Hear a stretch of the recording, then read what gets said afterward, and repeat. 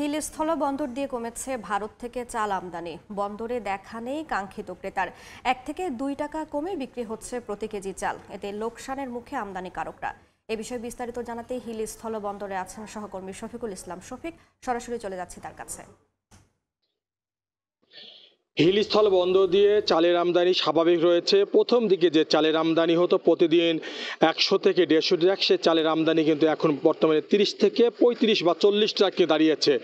তো গত 12 আগস্ট থেকে চাল আমদানি শুরু হয়। গতকাল পর্যন্ত 4200 ট্রাকে প্রায় 1,85,000 মেট্রিক টন চাল আমদানি হয়েছে বন্দর দিয়ে।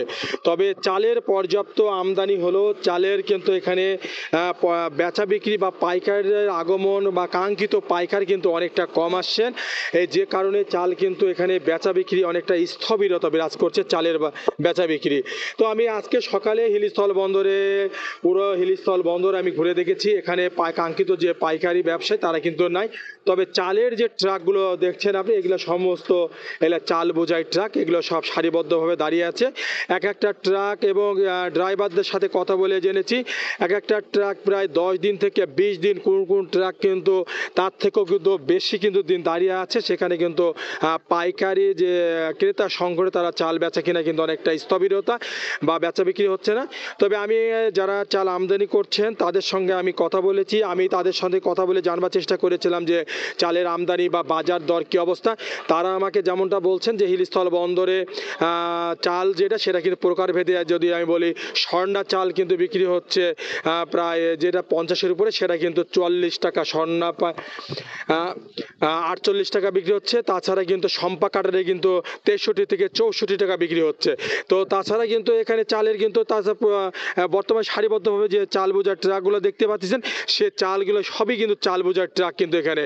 তবে চালের ট্রাক থাকলে কিন্তু ক্রেতা একদম শূন্যতা, ট্রাক কিন্তু মানে ক্রেতা নাই এমনটাই বলছেন। তবে আমদানিকারকরা বলছেন যে এই চালগুলো তারা, যেহেতু সরকার এই মাস পর্যন্ত মেয়াদ ছিল, হয়তো বা সরকার যদি মেয়াদ বৃদ্ধি না করে তাদের যে বরাদ্দ, সে বরাদ্দগুলো হয়তো আর চাল তারা বাংলাদেশে প্রবেশ করতে পারবে না। যে কারণেই কিন্তু চালের যে আমদানি সেটা তারা বাড়িয়েছিল।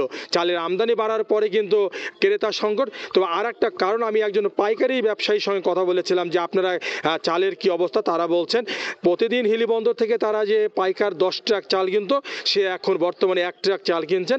কারণ বিভিন্ন মোকামে চালের যে সরবরাহ, ওখানে বেচা বিক্রি অনেকটা কম হচ্ছে। এটার কারণ হিসেবে আমি ওই পাইকারির কাছে জানবার চেষ্টা করেছিলাম। পাইকারি ব্যবসায়ীরা বলছেন বিভিন্ন জায়গায় কিন্তু নতুন ধান কিন্তু বিভিন্ন জায়গায় কিন্তু কাটা শুরু হয়েছে।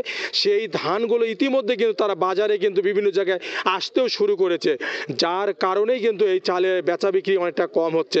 তাছাড়া কিন্তু ব্যবসায়ীরা আর একটা কথা বলছেন, যদি আমি আমদানিকারকদের সাথে কথা বললাম যে এই চালগুলো তাদের কি পরিমাণ চাল বা তাদের চালের যে কি পরিমাণ চাল ভারতে আছে, তারা বলছেন যে এখন পর্যন্ত চালের যেটা ভারতে কিন্তু এখন পর্যন্ত চালের ট্রাক কিন্তু পর্যাপ্ত চালের ট্রাক রয়েছে, তার প্রতিদিন কিন্তু আমদানি স্বাভাবিক রয়েছে। তবে চালগুলো তারা যে বিক্রি করছেন, সেখানে প্রতি কেজি চালের তারা কিন্তু 2 টাকা লোকসানে বিক্রি করছেন, এমনটা কিন্তু আমদানিকারকরা আমাদেরকে জানিয়েছেন। তাছাড়া কিন্তু এখানে তারা বলছেন যে পাইকারি ব্যবসারা হয়তো আজকালের মধ্যে আসলে হয়তো বেচা কেনা শুরু হবে। হিলস্থল বন্দর থেকে শুল্ক ফ্রিতে চাল আমদানি, বাজার দর নিয়ে এতটুকু ছিল আমার কাছে সর্বশেষ। সরাসরি যুক্ত ছিলাম হিল স্থলবন্দরে।